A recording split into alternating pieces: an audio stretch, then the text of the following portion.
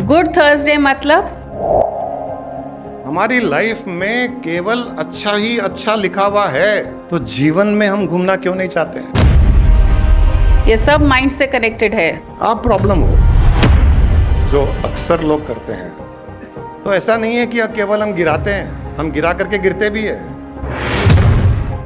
मैं तो मर मर के जीना है, अपनी अहमियत उतनी ही है जितनी जब को जरूरत है, और पीछे वाले हम नहीं रहेंगे तो ज़्यादा खुश है।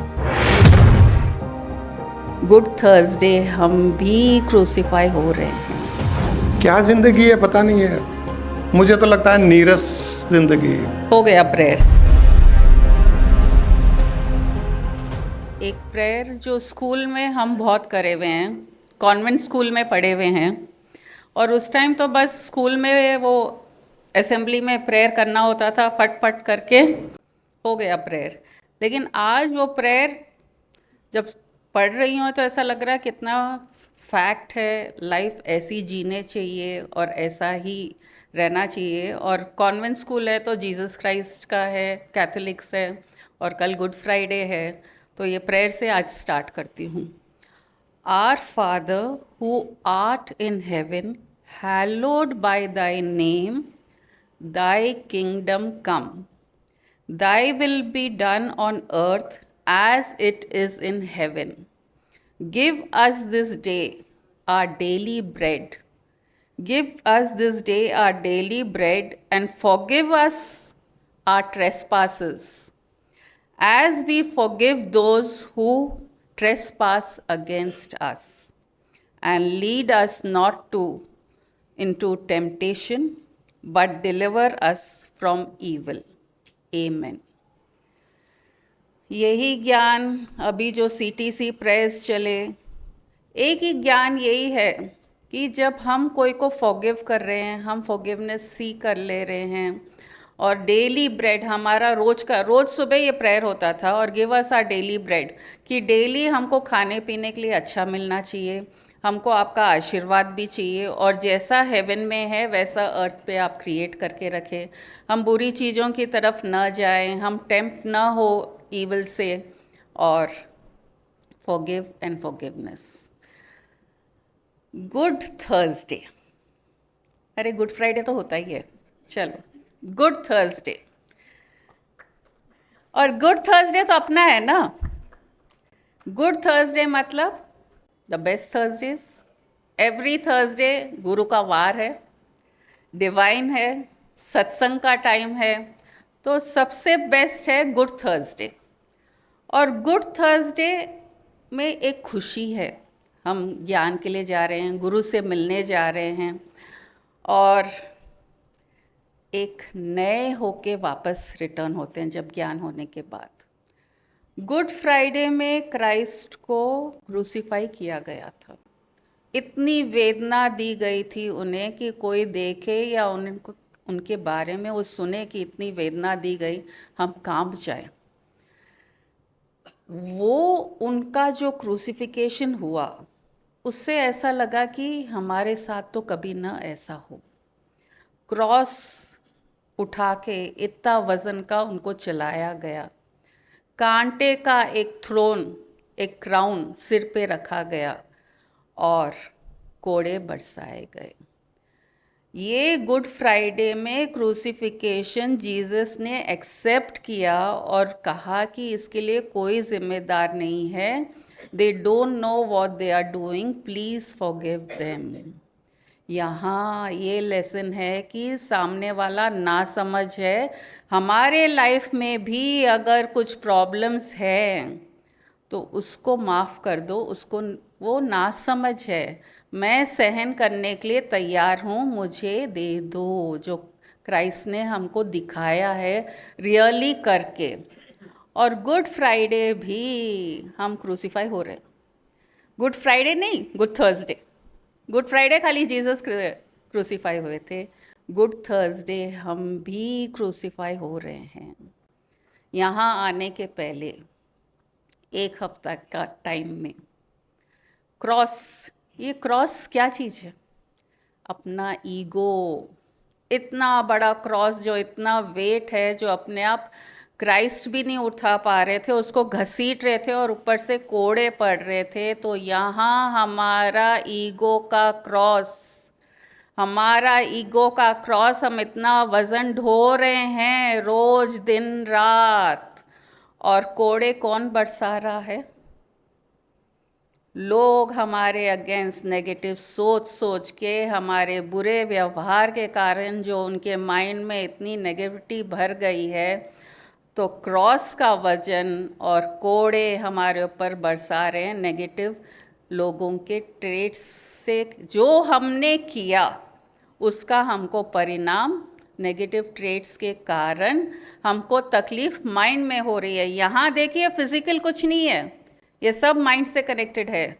जो क्रॉस है, जो कोड़े बरसाए जा रहे हैं, और क्राउन ऑफ थॉर्न्स, ये क्या? ये भी हम सबके पास है। एवरी थर्सडे हम क्राउन ऑफ थॉर्न्स लेके आते हैं। हमारे कंडीशंस, हमारे नेगेटिव थॉट्स, हमारे अच्छे बुरे, मेरे साथ 10 साल पहले उसने ऐसे किया था, 2 साल पहले उसने मेरे साथ ऐसा किया, सिर्फ दुख और दर्द की थॉट्स लेके आते हैं। थॉर्न्स, हमारा जो क्राउन है, थॉर्न्स का क्राउन हमारे पास, हमारे सिर पे लेके आते हैं। और नेगेटिव ट्रेट्स जो कोड़े मारे जा रहे हैं, जो हमको लैशेस मार रहे हैं, लोगों की नेगेटिव वाइब्रेशंस। आज ही आप दुकान में होंगे, कोई बुरा भला कह गया, वो हो गया एक क्लैश। घर में कोई के साथ कोई बातों में कुछ झड़प हो गई, वो एक क्लैश। ऐसे अलग अलग जगह, अलग अलग टाइम आप ये कोड़े सहन कर रहे हैं। थर्सडे आते ही, गुड थर्सडे आते ही, यहाँ ज्ञान से, गुरु के ज्ञान से हमें मुक्ति कैसे मिल सकती है? अरे बहुत आसान है। आपको क्या करना है? वो ईगो का क्रॉस लेके ज़िंदगी भर ढोना है क्या? उसको फेंक दो ना, गुरु के सामने सरेंडर कर दो। आप रखो ये ईगो, मुझे तो मुक्त कर दो, मुझे तो ये क्रॉस नहीं चाहिए ईगो का। इतनी सी टाइम है, और गुरु तो तैयार है लेने के लिए, क्योंकि उसको मालूम है ये ईगो क्या कर लेगा, कुछ नहीं करेगा। लेकिन हम छोड़ नहीं पाते हैं, ये क्रॉस को लेके घूमते रहते हैं।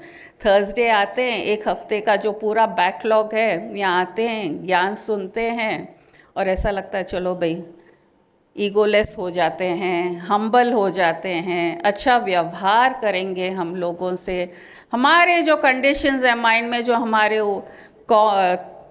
थॉर्न्स के जैसे हमको चुभ रहे हैं, वो भी हम ख़त्म कर देंगे।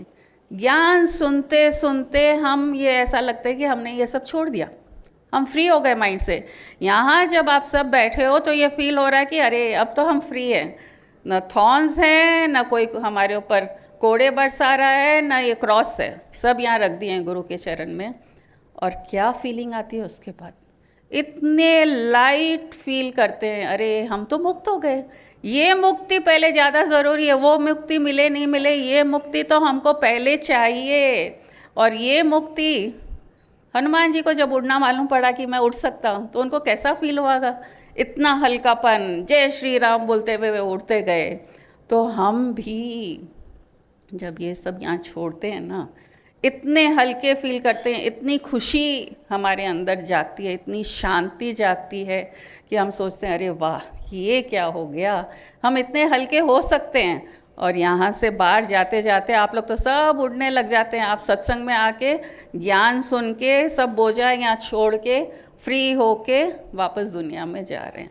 तो ये जो मस्ती है ना, वो गुड थर्सडे को ही मिलती है। इसलिए गुड थर्सडे बहुत ज़्यादा ज़रूरी है हमको, क्योंकि ये क्रूसिफिकेशन बहुत पेनफुल है। ईगो जो नहीं छोड़ पाता है, जैसे जीसस को नेल किया गया था क्रॉस में। खाली क्रॉस उठाना नहीं था, शुक्रवार के दिन को उनको नेल, पहले तो लेके चले वो, फिर उनको नेल किया गया हाथों में, पाँव में। इतना दर्दनाक। हमारे साथ भी जब हमारी मौत होती है, यही हालत होती है। जीसस एक योगी थे तो उन्होंने अपना प्राण वहाँ से खींच लिया, लेकिन ये लेसन लोगों को दिखाने के लिए उन्होंने सब सहन किया और दिखाया कि इतनी तकलीफ हो सकती है। ऑर्डिनरी आदमी को भी जब प्राण छूटते हैं इतना ही दर्द होता है। सबसे पहले पाँव से प्राण छूटते हैं, ऐसा लगता है कि कोई कीले ठोक रहा है, पाँव ठंडे हो जाते हैं। फिर धीरे धीरे छाती तक एकदम बेचैनी, जब मौत आती है छाती में ऐसा लगता है कि कोई कीले ठोक रहा है। जब हाथ से भी प्राण निकल रहा है तो ऐसा लग रहा है कि हाथ में कीले ठोके जा रहे हैं। और जब सिर से जाता है तो ऐसे लगता है कि पूरे शरीर में कीले ही कीले ठोके जाते हैं। तो क्यों ना हम जीसस के जैसे हो जाएं। योगी तो नहीं बन सकते हैं, लेकिन डिटैच तो हो सकते हैं। ज्ञान से हम डिटैच हो सकते हैं कि ये शरीर यहीं रह जाएगा। मैं वो शुद्ध चेतन आत्मा हूँ, मैं चेतन आत्मा ब्रह्म हूँ, और मैं ये सबसे लिप्त नहीं होऊंगा, न ईगो से, न कर्मों से, और न ही थॉट प्रोसेस से। ये सब जो तकलीफ़ देने वाली चीज़ें हैं वो यहीं रह जाएगी शरीर के साथ। जैसे ही ये थॉट्स हमारे माइंड में जाएंगे, हम जय श्री राम बोलिए या जय चेतन आत्मा बोलिए या जय ब्रह्म बोलिए, हम सिर्फ वही चीज़ का गुणगान करेंगे जो हमारे अंदर रहेगा। तो जय चेतन आत्मा, जय ब्रह्म। और जैसे ही हम लाइट फील करने लगेंगे, हमारा व्यवहार लोगों के साथ अच्छा होने लग जाएगा, क्योंकि मालूम पड़ गया है कि व्यवहार से ही हमको ये कोड़े बरस रहे हैं। अगर अच्छा व्यवहार नहीं करेंगे तो हमारे ऊपर ही कोड़े बरसने वाले हैं। अच्छा व्यवहार करेंगे, ईगो को साइड में रख देंगे, और कोई के साथ थॉट प्रोसेस में भी दुश्मनी नहीं रखेंगे। न हमारे कंडीशंस कि मुझे ऐसा ऐसा करना है, ऐसा करूँगा तो ऐसा होगा। पूरा माइंड से कंडीशनल लेस हो जाएंगे। जैसे ही ये तीनों चीज़ हम फॉलो करने लगेंगे, एवरी गुड थर्सडे आके ये ज्ञान सुन के बार बार, आपको एक बार में नहीं हो सकता है, बार बार आना पड़ेगा। एवरी थर्सडे आएंगे आप, आपका पोटला यहाँ रखेंगे, ईगो का, नेगेटिव थॉट्स का, नेगेटिव एक्शंस का, फ्री होके जाएंगे। फिर एवरी थर्सडे आएंगे गुड थर्सडे को, फिर आप फ्री होके जाएंगे। तो थोड़े दिन में आपको आदत हो जाएगा कि मुझे क्या करना है, कैसे करना है, और लाइफ कैसे अच्छी जीनी है। मौत तो सभी को आनी है, ये हम सबको पता है, और सभी की मंजिल एक ही है। हम सभी वहीं मिलने वाले हैं जहाँ दूसरों को पहुँचा के आए हैं। वो भी इंतज़ार कर रहे हैं हम कब आएंगे, कब मिलेंगे, कब गले लगेंगे। मुझे यहाँ छोड़ के गए तो बेटा तुम भी आओगे यहाँ पर। सवाल ये है कि मौत कैसी चाहिए? जीसस के जैसी चाहिए या सीता माँ के जैसी चाहिए? सीता माता को धरती में से सिंहासन आया, धरती माँ का सिंहासन, धरती को फाड़ करके सिंहासन आया, सीता माँ बैठ गई और आराम से धरती की गोद में चली गई। एक वो मौत है, एक ये जीसस वाली मौत है जो बहुत भयानक और दर्दनाक, बहुत वेदना, बहुत ज़्यादा सफरिंग वाली। उन्होंने सहन किया, जीसस ने सहन किया, क्योंकि वो योगी थे। हमसे वो सहन होगा या नहीं होगा? तो क्यों ना ऐसी मौत हम चाहें जो सिंहासन पर बैठ के जाया जाए।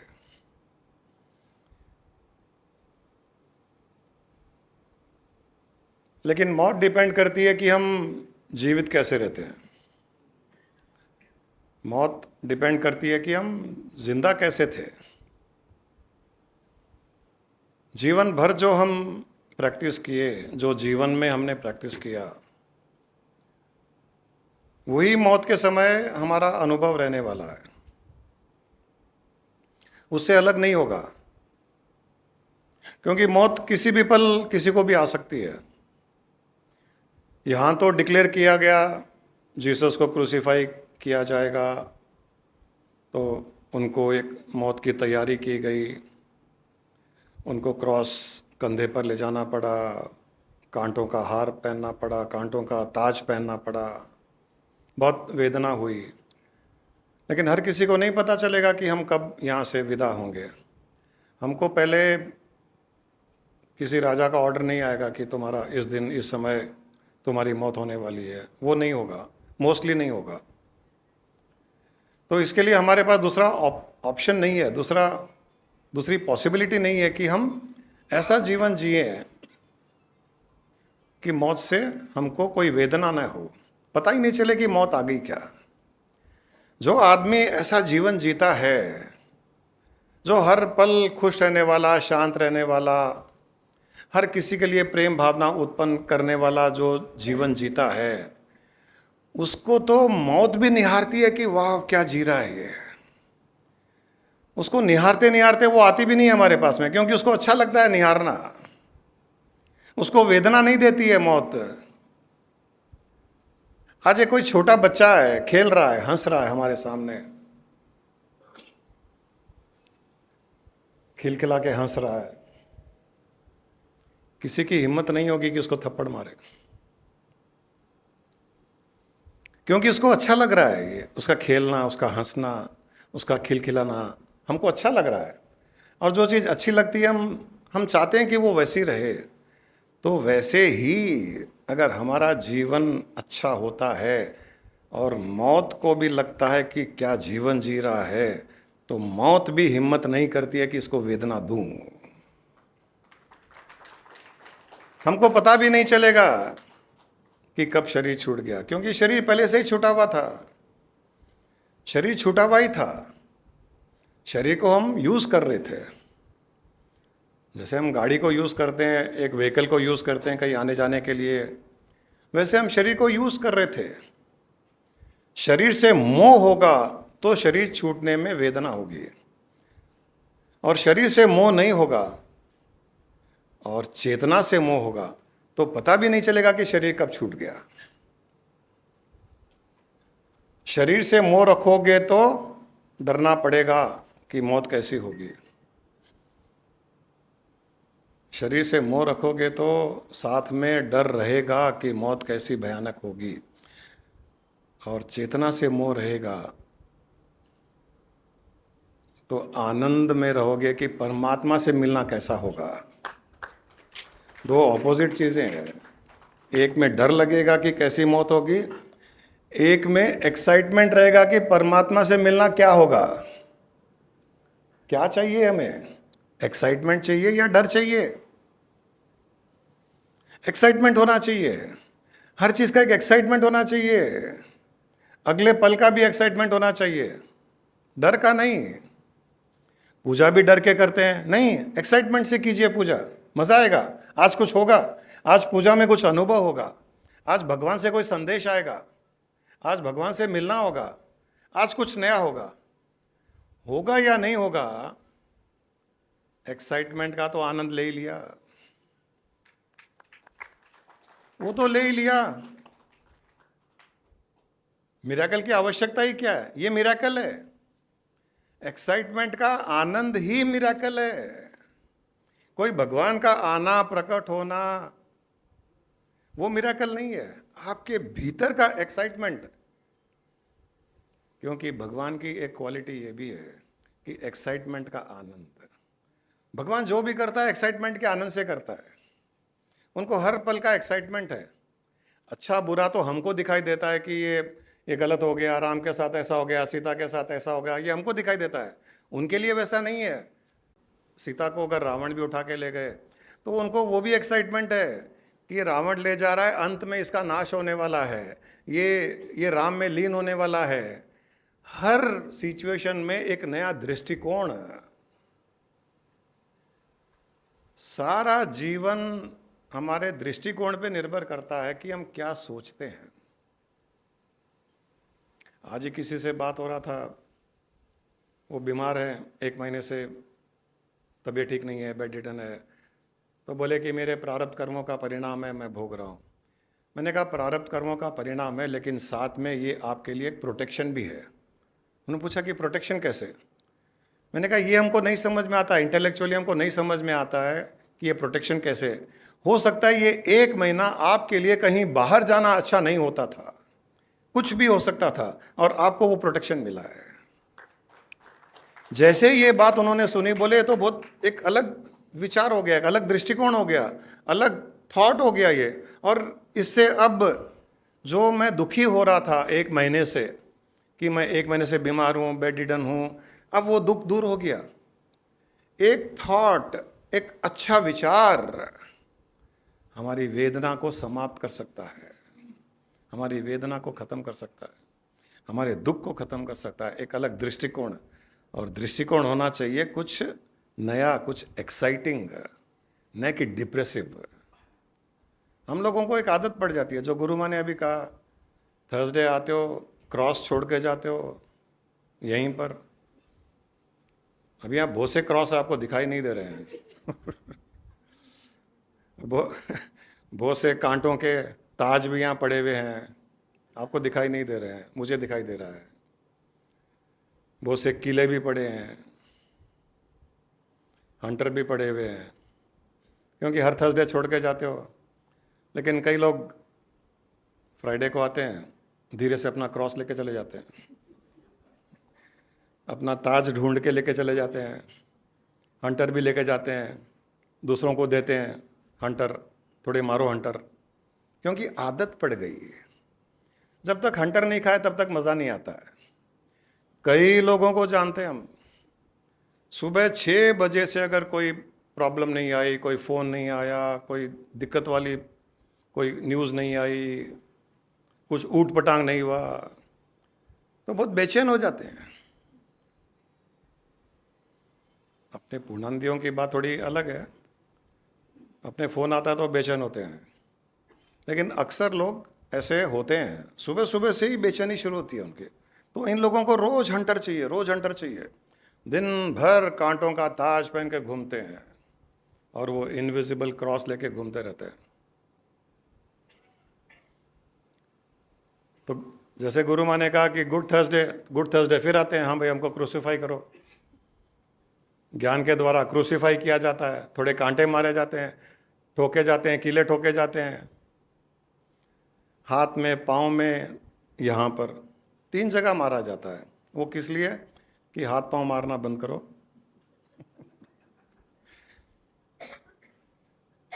संसार में ज़्यादा हाथ पाँव मारना बंद करो। और यहाँ पर इसलिए मारा जाता है कि यहाँ पर कम से कम ज्ञान दृष्टि खुले।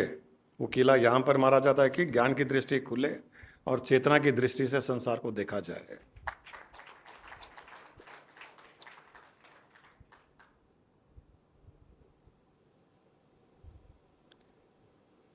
मौत से डरोगे तो सारी जिंदगी डर के जियोगे, और सारी जिंदगी हर पल के लिए एक्साइटिंगली जियोगे तो मौत को भी एक्साइटिंगली गले लगाओगे।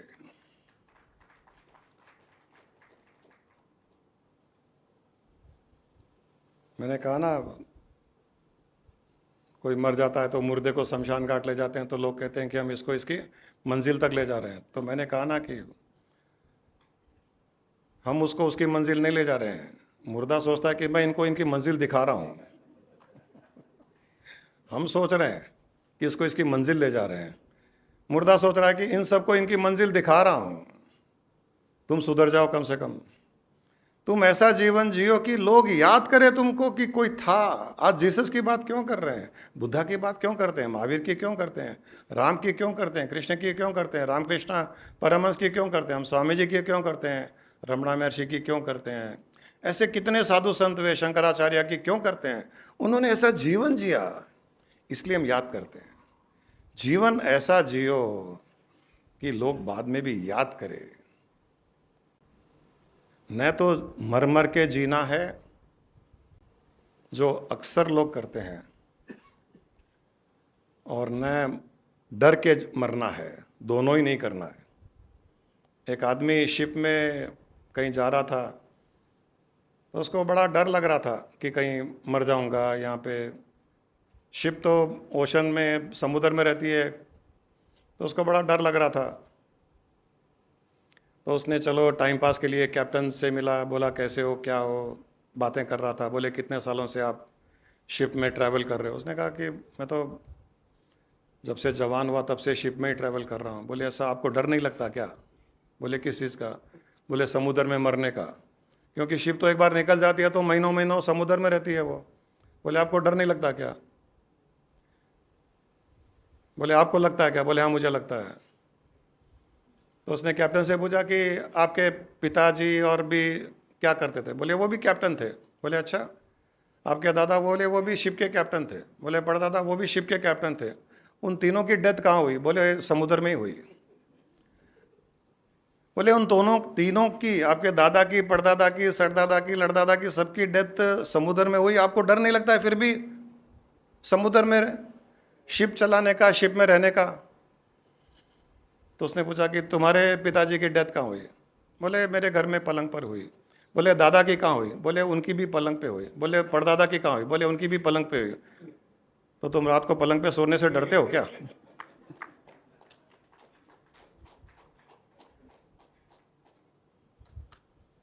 समुद्र में डेथ हुई तो समुद्र से डरने की क्या जरूरत है? पलंग पर डेथ हुई तो तुम पलंग पर सोना बंद नहीं करते हो। वैसे समुद्र में हो तो डरने की क्या जरूरत है? वो तो एक दिन कहीं ना कहीं होएगी, वो कहीं ना कहीं होएगी। ये ज़्यादा ज़रूरी है कि हम जिए कैसे, मरे कैसे, ये इतना इंपॉर्टेंट नहीं है। हम जिए कैसे, ये जिए कैसे। मरना तो उसका एक रिजल्ट है, एक अंत है उस जीवन का, और एक नए जीवन का प्रारंभ भी है, स्टार्ट भी है। ऐसा नहीं है कि जीवन खत्म हो रहा है, वहां से एक नया जीवन भी शुरू हो रहा है। तो एक्साइटिंग होना चाहिए ना कि अब किस परिवार में जाएंगे, किस फैमिली में जाएंगे, किसके वहाँ बेटी बन के पैदा होंगे। अभी हरि के वहाँ बेटी पैदा हुई तो बहुत खुशियाँ मना रहे हैं। अरे अभी मरूंगा ना तो हरि अग्रवाल के घर जाके बेटी के पैदा रूप में पैदा होऊंगा। 80 साल के बाद में बड़ी पार्टी देने वाले हैं बेचारे। किसी के घर में बेटा पैदा हुआ, किसी घर में कोई ट्विंस पैदा हुए। अब एक्साइटेड अगर कोई इंसान ये सोचे कि ये एपिसोड खत्म हो रहा है, नए एपिसोड में अब नया परिवार, नए लोग, अब थक गए ना इन्हीं लोगों के बीच में। कब तक उठेंगे, कब तक बैठेंगे, वही कब तक बातें करेंगे, वही वही चेहरे, कोई हंसता हुआ, कोई रोता हुआ, कोई दुखी, कोई सोता हुआ, कब तक? छोड़ो। घूमने जाते हैं ना अपने लोग, 1-2 महीने 4 महीने में थक जाते हैं हैदराबाद से, तो चलो भाई कहीं ना कहीं ऊटी जाएंगे, मुन्नार जाएंगे, कोई कश्मीर जाएगा। तो जीवन में हम घूमना क्यों नहीं चाहते हैं? जिंदगी में, एक नई जिंदगी में घूमना क्यों नहीं चाहते हैं? अगर वो थॉट रहे, वो एक्साइटमेंट रहे, क्योंकि आप एक्साइटमेंट नहीं रखोगे तो भी टलने वाला नहीं है। आपको घूमने जाना ही पड़ेगा, कहीं ना कहीं घूमने तो जाना ही पड़ेगा, ये कंपलसरी है। भगवान ने टिकट दे के भेजी है, रिटर्न टिकट दे के भेजी है। जीवन ऐसा जियो, हर पल ऐसा जीवन जियो कि जीने का आनंद आए, और उसका रिजल्ट होगा कि वो मौत ऐसी होगी।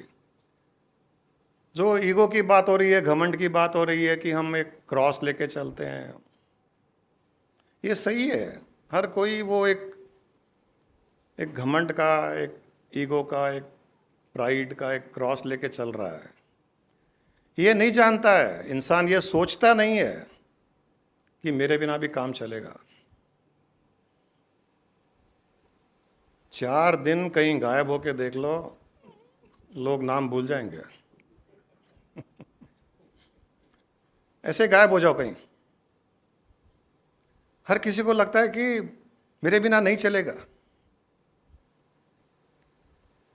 मुझे लगता है ज़्यादा अच्छा चलेगा, क्योंकि रोकने वाला नहीं, टोकने वाला नहीं। यहाँ जितने भी बैठे हैं आप हर किसी को रोकते हो, टोकते हो, डांटते हो, ये कर, ये मत कर, ये ऐसा क्यों किया, वो वैसा क्यों किया।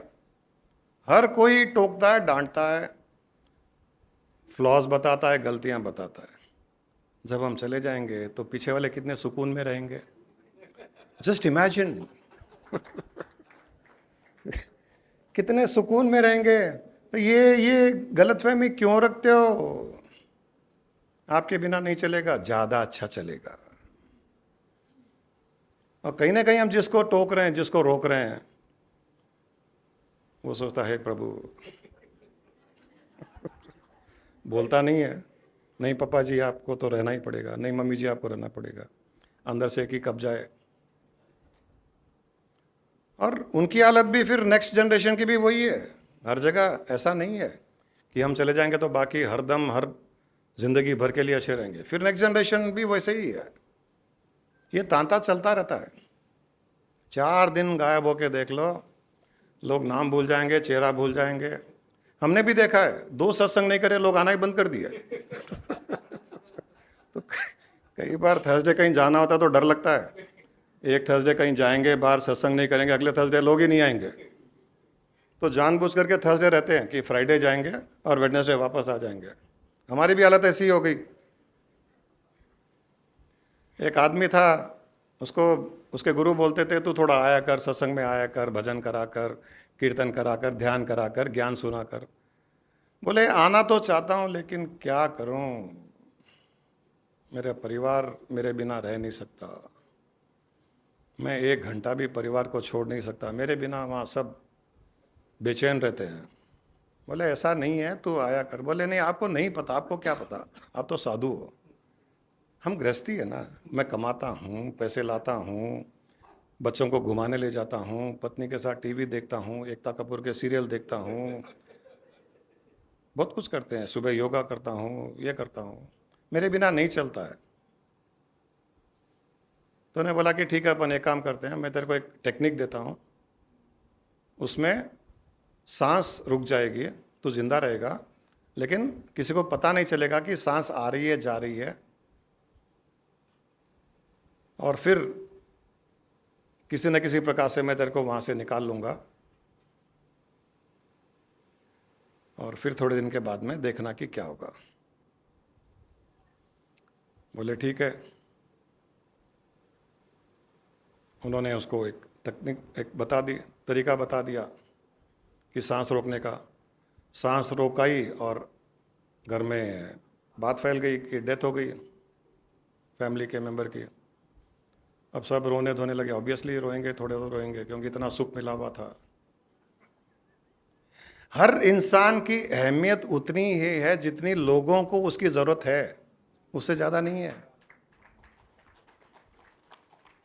आज हमारी अहमियत उतनी है कि जितना हम ज्ञान दे रहे हैं, आपको ज्ञान चाहिए, उतनी ही अहमियत है। और किसके लिए है? नहीं है। हर इंसान की अहमियत उतनी ही है जितनी लोगों को उसकी ज़रूरत है। ये बहुत कड़वा सच है। ये जैसे लोगों की ज़रूरत कम होगी, आपकी अहमियत कम हो जाएगी, या आप नहीं रहोगे तो उनकी ज़रूरत अपने आप कम हो जाएगी और किसी के शिफ्ट हो जाएगी।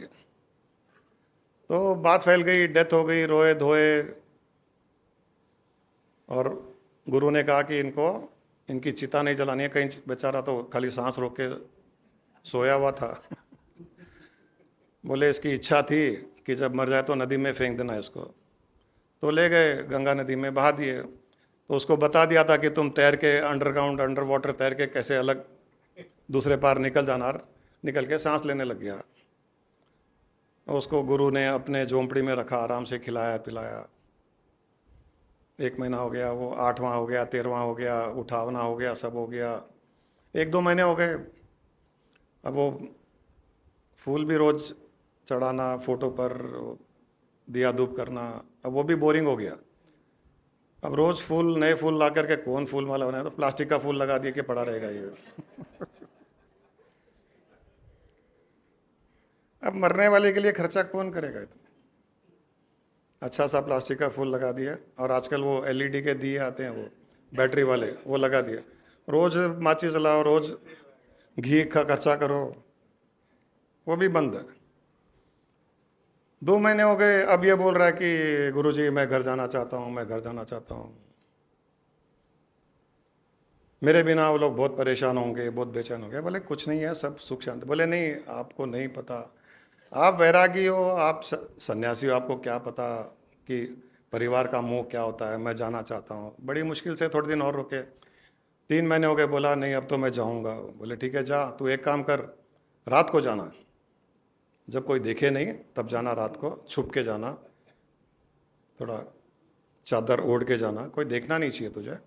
जाके तो खटखट करना दरवाजे पर। अगर तुझे घर वाले पसंद कर ले, तुझे मान ले कि तू है, जिंदा है, और तेरी ज़रूरत लगे, अंदर बुलाए तो चले जाना, वरना तू वापस मेरे पास आ जाना। बोले ठीक है, अब मैं आऊँगा नहीं, क्योंकि मेरे घर वाले मुझे बहुत प्यार करते हैं, पसंद करते हैं। गया, चादर ढक करके, टक टक टक टक। आगे की स्टोरी ऐसा लगता है सबको मालूम ही है। अपनी स्टोरी देख लो, क्या होगा। हम जब मर जाएंगे, चिता जल जाएगी, उठाना हो जाएगा, 13वां हो जाएगा। 2 महीने के बाद में अगर आप अपने घर को नॉक करोगे ना, तो ये होगा। तो उसने नॉक किया, तो अंदर से आवाज़ आई, कौन? पत्नी ने आवाज़ दी कि कौन? उसने कहा मैं। बोले मैं कौन? बोले भगवान मैं। बोले मैं कौन? बोले तेरा पति। अरे भूत आ गया, भूत आ गया, मेरे पति तो मर गए, 3 महीने हो गए, ये हो गया, वो हो गया। बोले दरवाज़ा खोलो, मैं जिंदा हूँ। बोले सवाल ही नहीं है। बोले तुम लोग बहुत दुखी होंगे। नहीं, बहुत सुखी है हम, आप चिंता मत करो, सब ठीक चल रहा है। आपने जो विल बना के रखा वो सब प्रॉपर्टी मिल गई, खेत मेरे नाम हो गया, गाड़ी वाड़ी बैल वैल सब ठीक है, बच्चे भी काम करने लगे जो काम नहीं करते थे। आपके टाइम में काम नहीं करते थे, आलसी थे। आपके जाने के बाद में काम भी कर रहे हैं, खेती भी बहुत अच्छी हो रही है, ज़मीनें और खरीद ली, सब ठीक चल रहा है। आप चिंता मत करो, आप अपने लोक में जाओ, अपने धाम जाओ, आप अपनी आगे की यात्रा करो।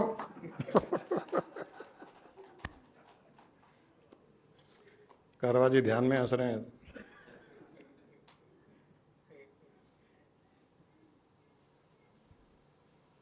पत्नी कह रही है आप अपनी आगे की यात्रा करो। और वो ज़माना भी नहीं है कि सफ़ेद साड़ी पहन के बाल सिर मुंडा करके घूम रहे हैं, वो भी नहीं था। नया ज़माना, मस्त अच्छे अच्छे ड्रेसेस, अच्छे अच्छे, जो पति टोकते थे, ये क्या पहनी, वो क्या पहनी, ये क्यों पहनी, वो क्यों पहनी। अब जो मन में आया पहनो, कोई टोकने वाला नहीं, कोई रोकने वाला नहीं, बच्चे खुश, सब खुश।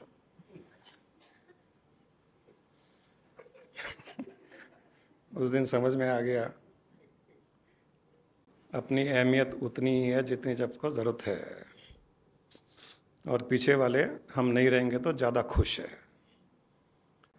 ये थोड़ा इंसान जब सोचता है तो उसका मोह कम हो जाता है। ये जो सोच है कि मेरे बिना काम नहीं चलेगा, ये एक काल्पनिक इमेजिनरी अटैचमेंट क्रिएट करता है कि मेरे बिना काम नहीं चलेगा। ये इमेजिनेशन है हमारी, इमेजिनरी है, रियलिटी नहीं है। रियलिटी और कुछ है। हमारे भी कितने यहाँ पर, कितने पेरेंट्स चले गए, ग्रैंड पेरेंट्स चले गए, क्या खराब हो गया।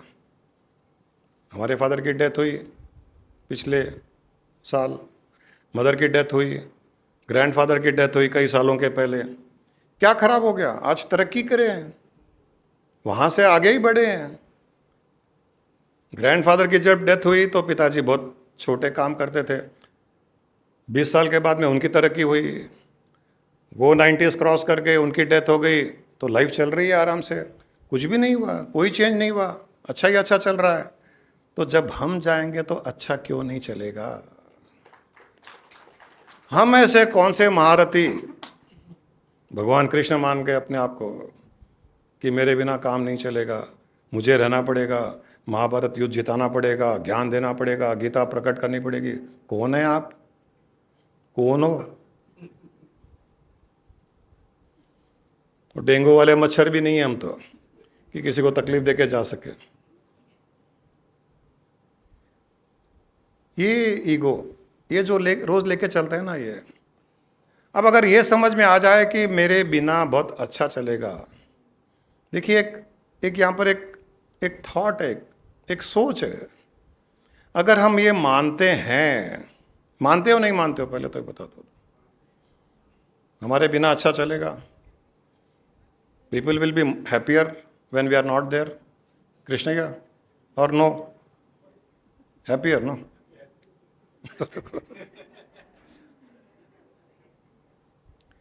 अगर हम ये मानते हैं कि हमारे बाद में, हमारे न रहने पर भी हमारा परिवार, हमारा संसार अच्छे से चलेगा, तो रहते हुए अच्छा क्यों नहीं चलाने दे रहे हो? तो जिंदा रहते हुए उसको अच्छा क्यों नहीं चलने दे रहे हो जो मरने के बाद में चलेगा? ऐसा परिवार को चलने दो कि आप नहीं हो जब चलेगा वैसा आपके सामने चले, तो आपको कम से कम देखने की खुशी तो होगी कि मैंने देखा है मेरा परिवार हंसी खुशी चल रहा है, मेरा परिवार तरक्की कर रहा है, मेरा परिवार आगे बढ़ रहा है, मेरे बच्चे सब खुश हैं। अरे कम से कम आप देख के तो जाओ, मरने के बाद तो देखो भी नहीं पाओगे। रहते हुए क्यों नहीं वैसा? सोचने की चीज है ना, एक सोचने का विषय है। क्यों ऐसे रहो? परिवार में, समाज में, संसार में, कहीं पर भी क्यों ऐसे रहो कि टोकना पड़े, रोकना पड़े, बोलना पड़े, फ्रिक्शन करना पड़े, आर्ग्यूमेंट करना पड़े, रोना पड़े, रुलाना पड़े? ऐसा क्यों, जब न रहने पर सब खुश रहने वाले हैं? और वो हमारे जाने के बाद जब खुश रहेंगे तो हम आके देख भी नहीं पाएंगे कि ये खुश है। जिंदा रहते हुए आदत डाल लो सबको खुश जिंदगी जीते हुए देखने का।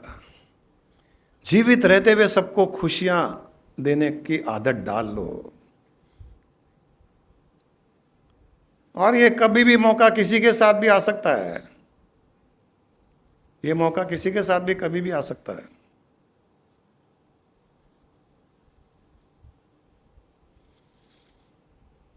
मैंने बताया था एक बार कि भगवान के 4 गुण होते हैं, वो हम भी अपना सकते हैं। भगवान बने या न बने, कम से कम 4 गुण तो अपना सकते हैं। एक है हर पल खुश रहना। भग का अर्थ भी यही है, इन गुणों को भग कहते हैं, अच्छे गुणों को भग कहते हैं। जो उन गुणों को धारण करता है वो भगवान के जैसा हो जाता है। खुश रहना, दूसरों को खुशियां देना, प्रगति करना, रोज प्रगति करना, किसी ना किसी चीज में प्रगति करना, रोज इवॉल्व होना है। बिजनेस हो प्रगति कीजिए, कोई दिक्कत नहीं है। प्रोफेशन में हो प्रगति करो, खुशियों में प्रगति करो, हेल्थ में प्रगति करो, हर चीज में प्रगति करनी चाहिए, हर चीज में प्रोग्रेस होना चाहिए, हर रोज एक नया थॉट होना चाहिए। हम रोज क्यों भेजते हैं, कोट भेजते हैं, टुडेज ज्ञान। हजारों लाखों लोग दुनिया में रोज एक कोई ना कोई एक अच्छा विचार भेजते हैं। किस लिए? कि एक नई सोच। अब जो कोट सोचते हैं, कोट जब पढ़ते हैं, सोचते हैं, तो एक नया विचार मिलता है। अच्छा, इसको भी ऐसे भी सोचा जा सकता है, ये एक नया थॉट वो होना चाहिए। और स्पिरिचुअली भी प्रोग्रेस होनी चाहिए। एक गुण है खुश रहना, दूसरा गुण है खुशियां बांटना, मतलब दूसरों को खुश देख करके खुश होना। जो स्वामी जी बोलते थे, the joy of seeing others joy should be a bigger joy than our own joy. दूसरों को खुश देख करके कितना अच्छा लगता है। अभी एक कोई छोटा सा जोक सुनाया, आप लोग हंसे, इतना अच्छा लगा। चलो भाई, ज्ञान अच्छा लगा नहीं लगा, जोक तो अच्छा लगा। सत्संग करते हैं आपके चेहरे पे स्माइल लाने के लिए। अभी हम लोग कहीं गए थे हिमाचल, वहाँ सत्संग था, गुरुद्वारा में बैठे थे 100 लोग। मैं भाषण दे रहा हूँ, कोई भी कुछ एक्सप्रेशन नहीं, कोई हंस रहा नहीं, कोई ताली नहीं बजा रहा, कोई रो रहा नहीं, कोई कुछ नहीं कर रहा। मुझे समझ में नहीं आ रहा कि मेरी बात समझ में आ रही नहीं आ रही है। कोशिश भी की हंसाने की, नहीं है, मतलब कसम खाए हुए कि हम हंसते नहीं है। ऐसे भी लोग होते हैं। फिर मैंने पूछा कि थोड़ा ध्यान करेंगे क्या? कोई कुछ नहीं बोला, सब ऐसे ही बैठे थे। आप लोगों को ध्यान करने का इंटरेस्ट है क्या? अपने आप पूछेंगे तो 10 लोग बोलेंगे हाँ हाँ हाँ, कोई कुछ नहीं बोला। तो जो हमारे पास बैठे थे बेचारे शर्मा के, हाँ हाँ करेंगे करेंगे, अब क्या करें बेचारे हमारे होस्ट। तो ध्यान भी करवा दिया, ध्यान करवा दिया, ध्यान के पहले ध्यान के बाद में जैसे थे वैसे ही।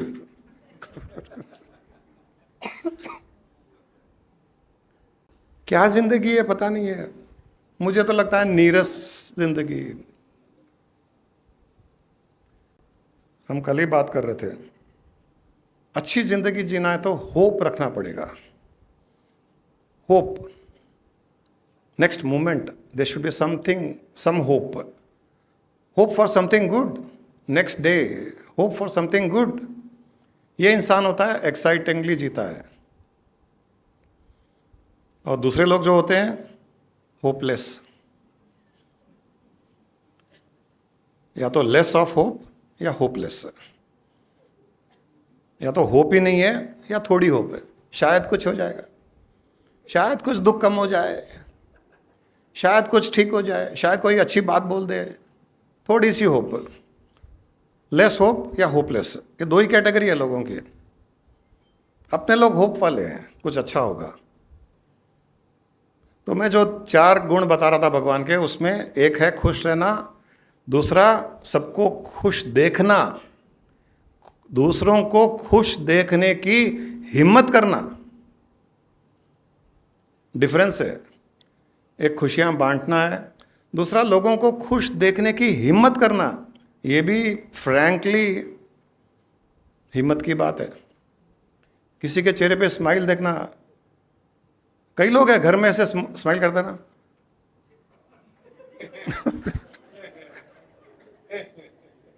अरे मतलब बिना मतलब के हम हंस भी बिना मतलब के हंस भी नहीं सकते। क्या बात है? कुछ नहीं है, ऐसे नहीं, कुछ तो बात है। अब कई लोगों को लगता है कि उनके ऊपर हंस रहे हैं। मालूम है तू मेरे ऊपर हंस रहा है। अरे मैं आपके ऊपर क्यों हंसूंगा? नहीं, तेरे मन में मेरे को मालूम है। या कुछ छुपा रहा है इसलिए हंस रहा है। तू छुपा रहा है, मुझको नहीं पता चला इसलिए हंस रहा है। मतलब आदमी को हंसना पर भी सोचना पड़ता है कि हंसूं या नहीं हंसूं। इसके लिए कई लोग जंगल में जाके हंसते हैं जोर जोर से। ये हमारे कोठारी जी के जैसे बेचारे सुबह सुबह पार्क में ले जाते हैं, लोगों को हंसा देते हैं। घर में आने के बाद में हिम्मत नहीं है। अर्चना पूछेगी क्यों हंस रहे, सुबह हो गया कोटा, क्या दिन भर का लाफ्टर शो है क्या? तो दूसरों को हंसते हुए देखने की हिम्मत रखना, ये भगवान का एक गुण है। खुश रहना, लोगों को खुश देखना, तीसरा गुण है प्रगति करना, और चौथा गुण है हर पल अपने स्वरूप का आभास रखना। और फ्रैंकली ये हम अगर रिवर्स लेंगे ना तो ज़्यादा अच्छा है। वही इंसान प्रगति कर सकता है जो अपने स्वरूप का आभास रखता है हर पल। वही इंसान हर किसी को खुश देख सकता है जो अपने स्वरूप का आभास रखता है। वही इंसान खुश रह सकता है जो हर पल अपने स्वरूप में स्थित रहता है। एक्चुअली ये है, हमने लोगों को जो समझ में आता है वैसे बताया पैटर्न। खुश रहो, लोगों को खुशियां बांटो, प्रगति करो, अपने स्वरूप का आभास रखो, स्थित रहो। लेकिन एक्चुअली उल्टा है। उल्टा मतलब जो स्पिरिचुअली इवॉल्व हो जाते हैं वो समझते हैं कि हाँ ये है। As and when you realise yourself, whenever you are with your own self, you are happy, you make others happy and you progress in every aspect of life. ये बहुत बड़ा सीक्रेट है ये।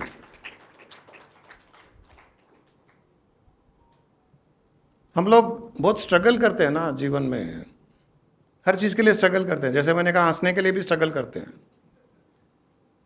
प्रगति करना है तो भी struggle करते हैं, कुछ भी अच्छा करना हो तो भी स्ट्रगल करना पड़ता है।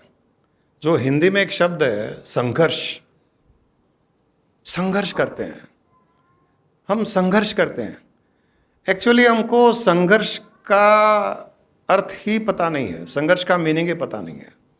हम स्ट्रगल को संघर्ष कर समझते हैं, नहीं, संघर्ष का अर्थ अलग है। हर्ष मतलब खुशी, उसके साथ में अपना संग, संघर्ष।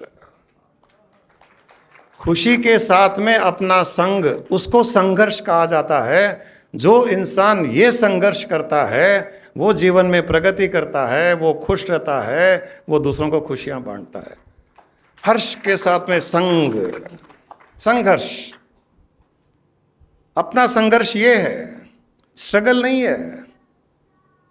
उसके साथ में संग, अपने भीतर वाले चेतना के साथ में, आत्मा के साथ में अपना संग, और वो हर्षित करता है, वो हर्षित करता है हमें, वो खुशी देता है। वो खुशी ही है वो बीज जो हर फील्ड में प्रगति करा सकता है। जो इंसान खुश रहता है वो डेफिनेटली प्रगति करता है, प्रोग्रेस करता है, हर फील्ड में करता है। खुशियां बांटना, खुशियां देना, दूसरे लोगों के चेहरे पे मुस्कुराहट लाना तो उसके लिए चुटकियों का काम है, और खुद तो खुश रहता ही रहता है क्योंकि संघर्ष कर रहा है।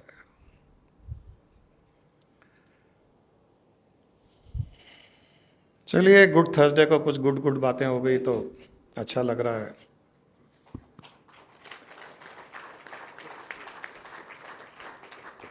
अपने पूर्णानंदियों जैसे तो नहीं है कहीं पर भी जो इतनी तालियां बजाते हैं।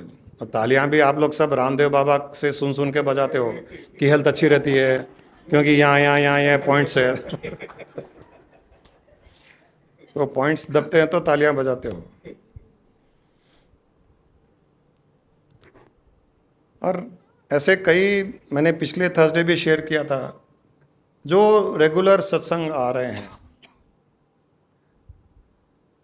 और रेगुलर सत्संग सुन रहे हैं, कहीं ना कहीं से रेगुलरली जो जुड़े हुए हैं। कुछ समय से देखा गया कि उनके साथ में सत्संग के समय, सत्संग के दिन बहुत मिराकल्स हो रहे हैं। शेयर कर रहे हैं लोग हमारे साथ में, सत्संग के दिन ही मिराकल्स हो रहे हैं उनके जीवन में। या तो बहुत ज़बरदस्त एक्सपीरियंस हो रहा है, या कोई बहुत अच्छी न्यूज़ आ रही है, कुछ ना कुछ बहुत अच्छा हो रहा है। ये भी अभी जो मैंने संघर्ष की बात की, ये उस संघर्ष का ही रिजल्ट है। भीतर के हर्ष के साथ में अपना संग जो सत्संग में हो सकता है, उसका रिजल्ट है ये मिराकल्स होना। ये तो संघर्ष करते रहिए, ये वाला संघर्ष, हर्ष के साथ में अपना संग, और सत्संग करते रहिए, सत के साथ में अपना संग। जब सत के साथ में संग करेंगे तो हर्ष के साथ में संग अपने आप हो जाएगा। फिर मिराकल्स ही मिराकल्स है। फिर मिराकल्स भी मिराकल्स नहीं रहेंगे, आपको लगेगा नॉर्मल है ये। कुछ अच्छा होना भी नॉर्मल है, क्या बड़ी बात है। कुछ अच्छी न्यूज़ आ गई, नॉर्मल है, क्योंकि वो तो अच्छा होना ही था लाइफ में। हमारी लाइफ में केवल अच्छा ही अच्छा लिखा हुआ है। आप प्रॉब्लम हो, उस अच्छे को बिगाड़ने में प्रॉब्लम हो, उसमें कुछ ना कुछ टांगे अड़ाना, हमारी सोच से, भावना से, विचारों से, व्यवहार से टांग अड़ाना। फिर कुछ खराब होता है, मेरा भाग्य खराब है। भाग्य अच्छा था, आपने खराब किया। कोई आदमी चल रहा है, बचपन में करते थे स्कूल में, दोस्त चल रहा है, टांग ऐसे लगा देते थे, गिर जाता था। अभी भी कई लोग करते होंगे, पता नहीं मुझे। वो नॉर्मल चल रहा था। और ये भी देखा है, वो टांग लगा के जब वो गिरता है तो किसी न किसी कारण से ये भी गिरता है, क्योंकि वो इसके सामने गिरता है, ये उसके ऊपर गिरता है। तो ऐसा नहीं है कि केवल हम गिराते हैं, हम गिरा करके गिरते भी हैं। टांग अड़ाना बंद कर दो, आपके जीवन में अच्छा ही अच्छा होगा, क्योंकि आपके भाग्य में अच्छा ही लिखा हुआ है, बुरा है ही नहीं। बुरा है ही नहीं। मत लिखो, बुरा मत लिखो, टांगे मत अड़ाओ। सब चीज़ ठीक चल रही है और सब चीज़ ठीक चलने वाली ही है। आप देख लीजिए, जब जब कुछ बुरा होगा आप नोटिस कर लोगे। नोटिस में नहीं आएगा तो भी मान लो मेरी बात की वो आपका ही कारण था। You were the cause, you are the biggest obstacle in your life for happiness, for joyfulness, for success, nobody else. दुनिया में कोई शक्ति नहीं है आपसे बड़ी शक्ति जो आपकी लाइफ में सबसे बड़ा ऑब्स्टिकल है, सबसे बड़ी कठिनाई है। अब कितना भी गणेश जी को याद कर लो, विघ्नहर्ता आ जाओ मेरे विघ्न ले जाओ, गणेश जी बेचारे आते हैं, लड्डू वड्डू खाते हैं, 10 दिन के बाद चले जाते हैं, बोलते तू ही कारण है, तू ही ठीक कर। उनको लड्डू खाने से मतलब है, वो ये ज्ञान देने आते हैं। विघ्नहर्ता मतलब तू ज्ञान से तू विघ्न कर, तू टांग अड़ाना बंद कर दे, तू ऑब्स्टेकल बनना बंद कर दे। अच्छा ही अच्छा है। विघ्न क्रिएट किसने किया? तूने ही किया। तू विघ्न करता है और मुझे बोलता है विघ्न हरता। तू ही करता हट जाना, विघ्न करता बंद कर दे, विघ्न हरता ही हरता है।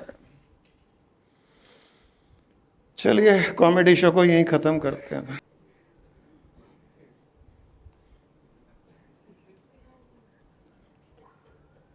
लोका समस्ता सुखिनो भवन्तु, लोका समस्ता सुखिनो भवन्तु, लोका समस्ता सुखिनो भवन्तु।